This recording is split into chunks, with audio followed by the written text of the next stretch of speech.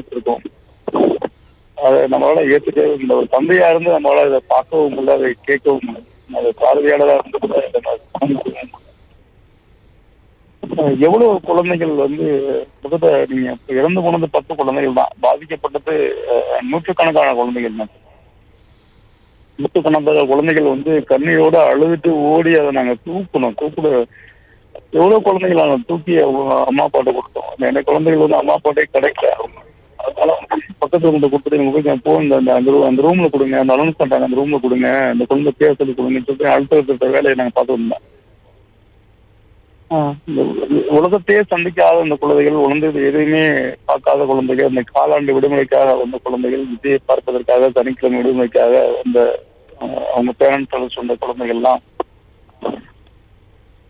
அது எவ்வளவு துடிச்சிருக்கோம். அதாவது குழந்தைங்க எவ்வளவு துடிச்சிருக்குங்கிறத கண்ணால பார்க்கும்போது சில குழந்தைகளை பார்க்கறப்பே துடிச்சது நமக்கு நல்லா தெரியும். குழந்தைய தூக்கிய அந்த குழந்தைய நம்ம ஒப்படைச்சு அது உயிரோட இருக்கான்னு கூட ஒரு தெரியல நமக்கு. அந்த மாதிரி சூழல்ல அது எவ்வளவு துடிச்சிருக்குங்க. அந்த குழந்தைங்க ஒவ்வொரு முறையும் மூச்சு விட முடியாம சின்ன ஒரு எறும்பு கிடைச்சாவே அம்மாவை கூப்பிடும், அப்பா கூப்பிடும். குழந்தைங்க எறும்பு கிடைச்சாவே ஒரு நடந்து போறப்ப கீழே விழுந்தாவே அம்மா அம்மான்னு கத்தும், பதறி போய் தாயும் தந்தையும் தூக்குவாங்க.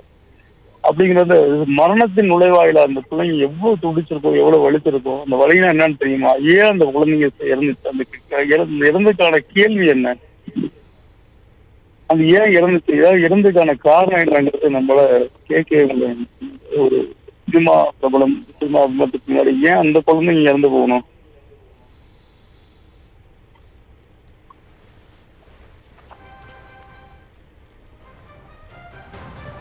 கண்ணீர் விட்டு அந்த பிள்ளைங்களை அழ கூட முடியல, தண்ணீர் கூட வரல. சொன்ன ஒரு சில குழந்தைகள்லாம் பார்த்தீங்கன்னா கத்தி அழுகுறப்ப தண்ணீர் கூட வரல. அந்த குழந்தைங்கள்லாம்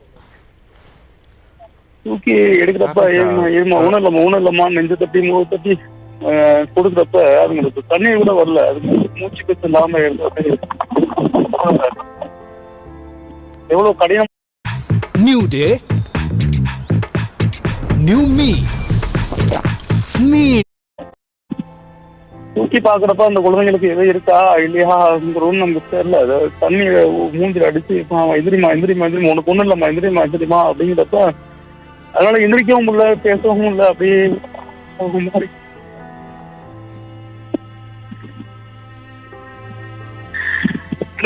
வச்சு கூட பார்க்க அந்த குழந்தைங்க என்ன பண்ணுச்சுங்க, ஏது போய் எது பண்ணுச்சுங்க, அதனால காப்பாற்ற முடியுங்கிற அவ்வளவு வலு இல்லைங்கிற குற்ற உணர்ச்சி இருக்கு. காப்பாற்ற கையாப்பல அந்த ஒரு தாய் மாதிரிலாம் காலை பிடிச்சி காப்பாத்திருப்பாங்க, காப்பாற்ற முடியுங்கிற குற்ற உணர்ச்சி இருக்கு. இந்த வாழ்வுக்கு தகுந்த மாதிரி எல்லாத்தையும் சத்தம் போட்டு தூக்குப்பா தூக்குப்பா தூக்குப்பா தூக்குப்பா கூட்டத்துல தூக்குப்பா இவங்கெல்லாம் தூக்குப்பா சொல்லிட்டு சத்தம் போட்டு தூக்கணும். வலுவா மீறியும் உங்களால எங்களால காப்பாற்ற முடியல. எவ்வளவு போராட்டங்களை எவ்வளவு சந்திச்சிருப்போம் ஒவ்வொரு லைஃப்ல. ஒரு மனித கண்ணுக்கு முன்னாடியே மன்னிட்டு போறது, அது கூட இயலாமையில மன்னிட்டு போகிறது தாங்கவே இல்லை. பச்சை குழந்தைங்க தூக்கி வைக்கல அப்படிங்கிறப்ப ஐயோ ரத்த ஆக்கப்பட்டு நான் காலி வச்சு மாட்டி தெரியல, எங்க மாட்டிட்டே தெரியல. எல்லாரும் வாகனத்துக்குள்ள சிக்கிட்டு இருந்தாங்க. போக முடியல நம்மளால. ஆனா முடிஞ்ச வரைக்கும் நம்ம எங்களால எவ்வளவு முடிஞ்சுக்கோ அவ்வளவு பண்ணோம். எவ்வளவு முடிஞ்சு எவ்வளவு பேர் நினைச்சு கூட பார்க்க முடியாத ஒரு மக்கள் 100 பேர் ஒரே நேரத்துல அப்படியே சாஞ்சா அப்படி இருக்கும். அந்த விஜயோட வண்டி உள்ள வருது, உள்ள வரப்ப அப்படியே 100 பேர் அப்படியே சாயிறாங்க. சாயிறப்போ நம்ம கொஞ்சம் இளைஞரா இருக்க வச்சு கொஞ்சம் அங்கேயும் திருச்சி ஓடி திரும்பி அங்க அவங்கள இளைஞருக்கு ஒரு வாய்ப்பு அமைச்சு எத்தனையோ போறாங்கன்னுட்டு அழுதுகிட்டு என் பிள்ளைய தூக்குங்களே, எங்க அப்பா தூக்குங்களே, எங்க அம்மா தூக்குங்களே அப்படின்னாரு. ஒரு ஐயா ஒருத்தர் ஒரு எனக்கு வீட்டு இருக்கும், ஒரு மக விஜயை பார்க்கணும்னு சொல்லிச்சா அந்த பொண்ணு பக்கத்து கத்தி அழுதுச்சு. தெரியுப்பா நான் அந்த அப்பா அவங்களை கூப்பிட்டு வந்தேன், நான் அந்த அப்பா அவங்களை கூப்பிட்டு வந்து தெரியுப்பா அப்படி அந்த ஐயா அப்படியே எழுப்பி போட்டு ஐயா எந்திரிக்க ஏன் தண்ணிகளை கொடுத்து ஆயில வாட்டு பாட்டு ஊற்றணும் தண்ணி வெளில வந்து ஏன் வந்தாங்க ஏன் தெரியல. ஒரு பிணங்களுக்கு மத்தியில நடப்பிணங்கள் மாதிரி அவங்கள இப்படி சரிபட்டதுனே எங்களுக்கு முடியல. எங்க யாரையும் தொடர்பு கொள்ளவும் இல்லை, யாரையும் பேசவும் யாருக்கும் போடும் போல கிட்டவருக்கும் இல்ல, போலீஸையும் கடன் பண்ணல, அங்கேருந்து கிராஸ் பண்ணி போறதுக்கு யாரும் பேசவும் இல்லை. எல்லாம் அவ்வளவு மக்கள் கூட்டம் ஒரு பக்கம் பத்தி பேசிட்டு இருக்காரு, ஒரு பக்கம் மக்கள் அப்படியே சாஞ்சி கிடக்குறாங்க. அவங்களும் அங்கேயும் வீட்டு குழந்தை எவ்வளவு குழந்தைகளால் எந்திரிக்கவும் இல்லை, அவங்க யாரும் தெரியல, அவங்க யார் அப்பான்னு தெரியல, அவங்களுக்கு சொல்லவும் தெரியல. ஒரு பையன் எனக்கு அங்கிள்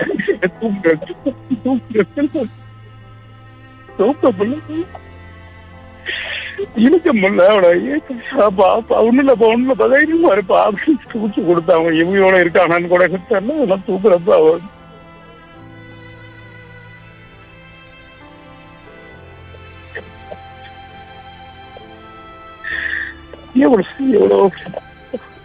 எவ்வளவு போராடி எங்களால முடிஞ்சதை கொஞ்சம் பேரை நாங்க லீக் பண்ணோம். அங்க இருக்க பசங்க ஹெல்ப் பண்ணாங்க. எதுவுமே நடக்காத மாதிரி இன்னொரு கூட்டம் விஜயை பார்த்து சந்தோஷமா மகிழ்ச்சி, அதை பார்த்து வேதனையா இருந்துச்சு. இருந்தாலும் நம்ம இப்படி கிடைக்கிறாங்களே அப்படின்னு சொல்லிட்டு நம்ம தூக்குறதுக்கான வேலையை தான் பார்த்தது. நாங்க இவங்க எல்லாமே தூக்கி நாங்க எப்ப போனது, இவங்க எல்லாம் தூக்கி உட்கார வச்சு அவங்க இருக்காங்களா இல்லைன்னு தெரியல, அன்னைக்கு ஊத்தணும்.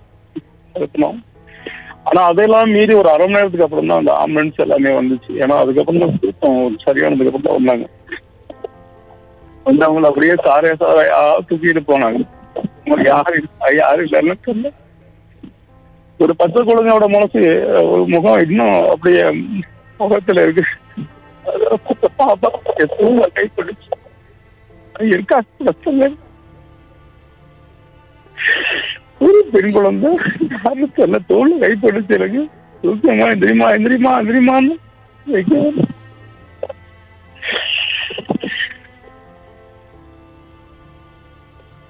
கார்த்திக், அந்த விஷுவல்ஸை பார்க்கிற போது கீழே ஆட்கள் வந்து கிடக்குறாங்க, இறந்துட்டாங்க, அது பிணம் இருக்கிறது.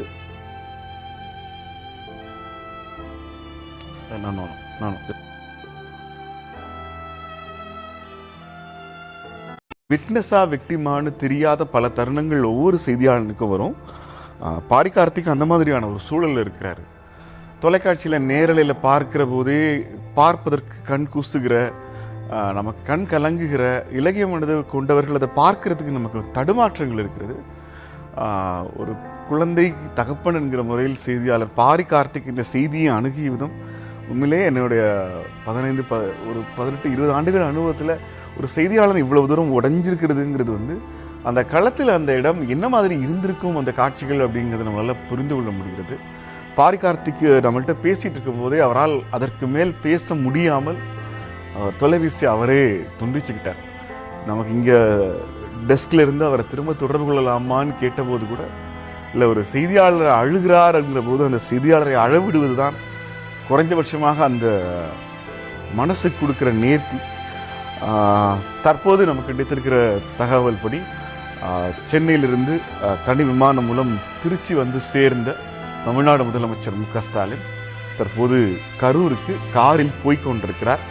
அந்த காட்சிகளை நாம் பார்த்து கொண்டிருக்கிறோம். திருச்சி விமான நிலையத்திலிருந்து சாலை மார்க்கமாக கரூருக்கு போகிறார். எப்படி பார்த்தாலும் இன்னும் ஒரு மணி நேரத்தில் கரூரை அவர் வந்து